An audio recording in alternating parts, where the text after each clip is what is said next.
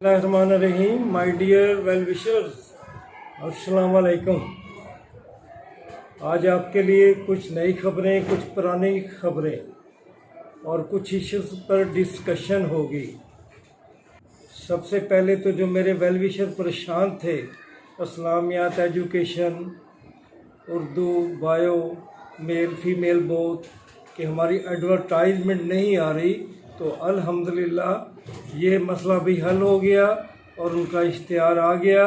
23 मई उनकी last date है।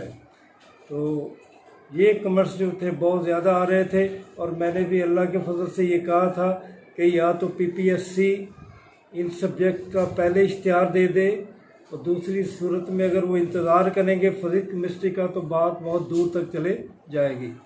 तो ये इश्तिहार आ गया। माय डियर वेल विशर्स, अब आप तैयारी के लिए तैयार हो जाएं, अब आपको वक्त ज़ाया नहीं करना। तो एक ये अहम बात। दूसरी, रिटन टेस्ट के सीक्वेंस के बारे में आप बहुत पूछ रहे हैं। हर दूसरा कमेंट्स यही होता है कि ये मेरा पेपर कब होगा।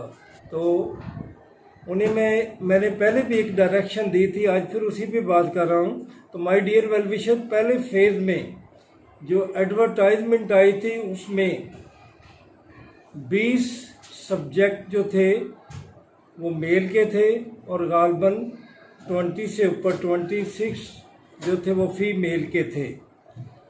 तो जैसे कि आपके इल्म में है कि टोटल रिक्विजिशन है हमारी 3423 सीट्स की, जिनमें ख़वातीन के लिए 2694 और मेल के लिए 732।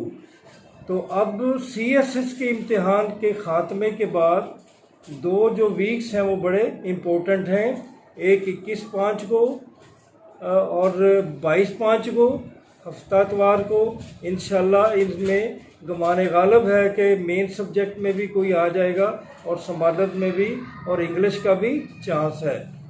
तो इसी तरह जो नेक्स्ट वीक है वो आपका है 28 मई को और 29 मई को।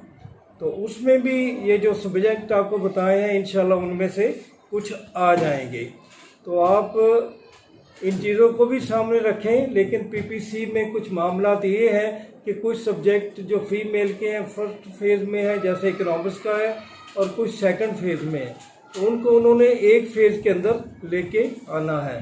तो जिनकी सीट्स आज आई हैं उनके लिए एज रिलैक्सेशन का इशू हल हो चुका है। उनकी एज फीमेल की जो है वो 38 और मेल की 35 है और लास्ट डेट जो आपकी 23 मई है। तो दूसरा जो अहम कमेंट्स में बातें पूछी जा रही हैं कि हम तैयारी कैसे करें, इंग्लिश की कैसे करें जी, हम पॉलिटिकल साइंस की कैसे करें जी, हम पंजाबी की कैसे करें जी, हम बायो की कैसे करें। तो माय डियर वेल विशर, मैं आज भी कहता हूं कि आपके इल्म में है कि तैयारी कैसे करनी है और इसमें कोई दो राय नहीं हो सकती, क्योंकि आपने जो पढ़ा है इंटर से लेके मास्टर तक या BS तक वो सब्जेक्ट उसकी तैयारी अच्छी तरह से करें। इसके अलावा आपने नोट्स भी बनाए, आपने नेट से भी खिदमत हासिल की, आपने अपने टीचर से भी, अपने दोस्तों से भी डिस्कशन की। तो वो उन तमाम नोट्स की तैयारी करें, उन्हीं से मदद लें। इसी तरह जिस कॉलेज में, अगर आपका कॉलेज जिस यूनिवर्सिटी के साथ एफिलेटेड है, जैसे यूनिवर्सिटी फैसलाबाद है या बहावलदीन ज़िक्रिया यूनिवर्सिटी है या पंजाब यूनिवर्सिटी है, जो भी है, जिस सब्जेक्ट में आपने तैयारी करनी है आपने उस यूनिवर्सिटी के सिलेबस को भी मद्देनज़र रखना है। कुछ सब्जेक्ट कॉलेज में नहीं पढ़ाए जाते, कुछ मुख्तलिफ यूनिवर्सिटी में नहीं पढ़ाए जाते, लेकिन आपको उनको भी देखना है। फिर वेबसाइट्स माय डियर मौजूद हैं, उनसे भी आप मदद ले सकते हैं। इसके अलावा अगर आपने बहुत ही इजी तैयारी करनी है, बल्कि आपको और बेहतर भी कह सकते हैं हम करनी है, तो आपके सामने कारवान वाले हैं, डोगर वाले हैं, जहांगीर वाले हैं, उन्होंने हर सब्जेक्ट के मतलब लेक्चरर गाइड जो है वो पब्लिकेशन उनकी हो चुकी है। तो एक बुक्स अपने सब्जेक्ट की उनसे भी ले लें। आप खुद समझदार हैं, लेकिन बदकिस्मती से हमारे जो हालात हैं कंट्री के, या जिस तरह के कोरोना का इशू रहा, फिर पेपर लीक हो गए तो आप कंफ्यूज ज़रूर हैं, आप अपनी मंजिल की तलाश में हैं, लेकिन आपको क्लियर रास्ता नज़र नहीं आता। तो आप मेहनत करने के बजाय, क्लियर रास्ते पे जाने के बजाय आप कभी कभी वक्त ज़ाया करना पसंद करते हैं। उसमें शायद आपको कोई तसल्ली हो जाती है जो कि आर्जी होती है। तो आप उस तसल्ली से दूर निकलें और जो मैंने आपको लाइन दी है उस पर अमल करें। इसके अलावा my dear well wisher, educators के बारे में आप बहुत ज़्यादा पूछते हैं क्योंकि उसमें सीट्स भी बहुत ज़्यादा हैं, और मेरे जो वेल विशर किसी तरह ओवर एज का शिकार हो चुके हैं उनकी नज़र भी एजुकेटर्स पे है।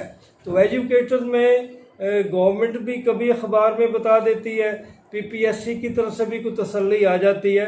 तो इसका तो मामला कुछ इसी तरह से है कि किसी शायर ने क्या खूब कहा था कि रोज़ कहता हूँ भूल जाऊँगा, रोज़ कहता हूँ भूल जाऊँगा, रोज़ यही बात भूल जाता हूँ।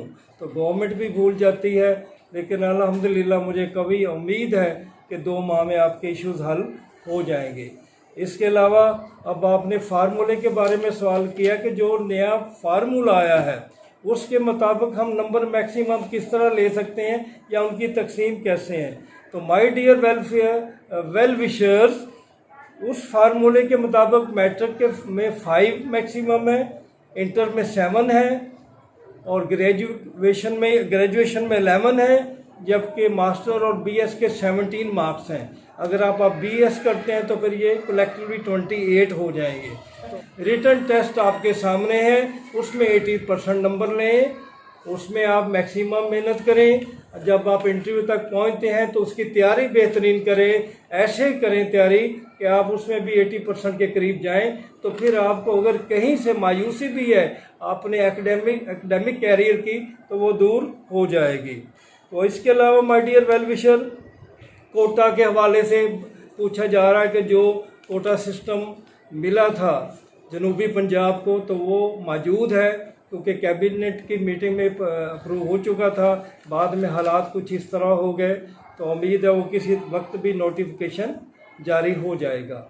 आखिर में मैंने आपसे एक कमेंट के हवाले से बात करनी है। शबा फातिमा है मेरी वेल विशर, उन्होंने किसी कमेंट्स में कहा है कि अल्लाह के बाद आप पर भरोसा है। तो माय डियर सबा, ये बहुत गलत बात है। भरोसा अल्लाह पे ही होना चाहिए, बाकी तमाम सूरतें जो हैं वो शिरक की हैं। तो आप अल्लाह ताला से मांगें, अल्लाह ताला के यहाँ देर है अंधेर नहीं, देर लग जाती है। और जो अक्ल की बातें हैं वो इश्क के मुकाबले में बहुत पीछे रह जाती हैं।